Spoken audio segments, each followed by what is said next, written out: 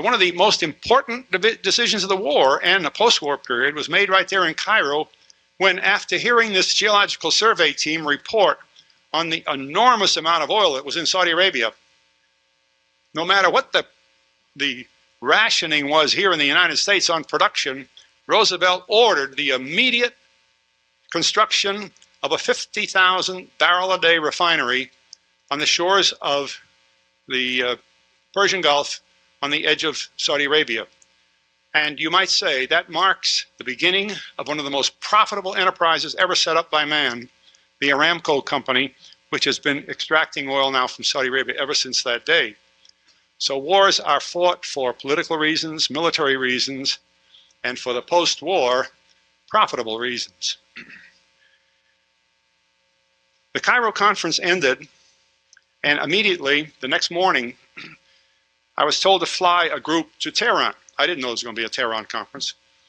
And as I went out to the plane in the morning and was getting ready to go, here came 2 limousines from the city, and they were filled with Chinese gentlemen. And I was introduced to them, and they, again, were Chiang Kai-shek's delegation, who were TV Sung's people. And I flew the Chinese to Tehran. En route, I stopped at Habaniya in Iraq for refueling. And while I was on the ground, a B-25 came in with an old friend of mine flying it, and with Elliot Roosevelt, the president's son. While we were on the ground, I introduced Roosevelt to the Chinese and vice versa. And I don't know whether any of you ever realized, years later, the fact that Elliot Roosevelt had gone to the Tehran conference brought up one of the most amazing facts in our history, and I don't know why more has not been said about it. Because he knew Stalin, having met him at Tehran with his father, the Look magazine editors asked him to interview Stalin later. I think it was in the 50s, but I can't tell you. It might have been a little later than that. But anyway, this is all in writing, and you can certainly pick it out of your library or microfilm library, or whatever. And so he went to Moscow, and he interviewed Stalin. And at the end of the interview, he said, "I would like to ask you a personal question, Marshal Stalin."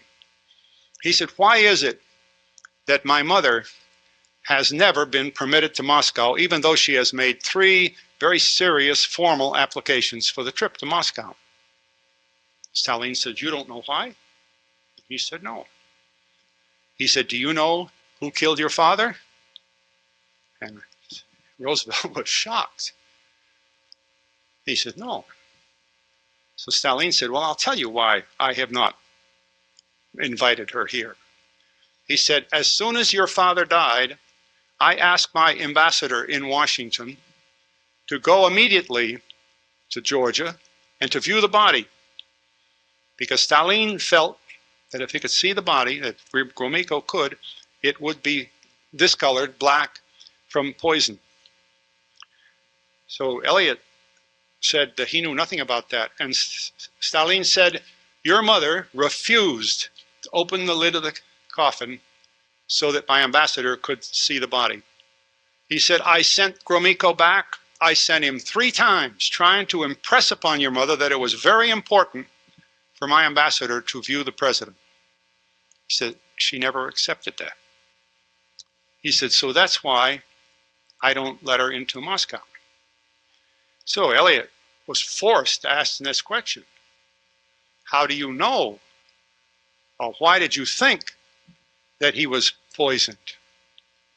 He said Stalin got up from behind his desk, walked around the office, and almost in a rage said, "Because they killed him." Who killed my father? The Churchill gang. Now that's in print, Parade magazine, signed by Elliot Roosevelt. I can't explain it any further than that, and I don't know why that story doesn't recapitulate through history in our history books with some kind of an explanation, but I'll tell you, it's a stunning bit of information. Roosevelt died at age 63, Stalin died at age 75, Churchill died at 92. I think there's a lot of benefit in brandy and cigars, but other than that. But you know, those are amazing stories that we don't find in history, and that's what I'm trying to say here. We don't find in history that Roosevelt made the decision to open up the oil fields for commercial production as soon as the war was over at Cairo.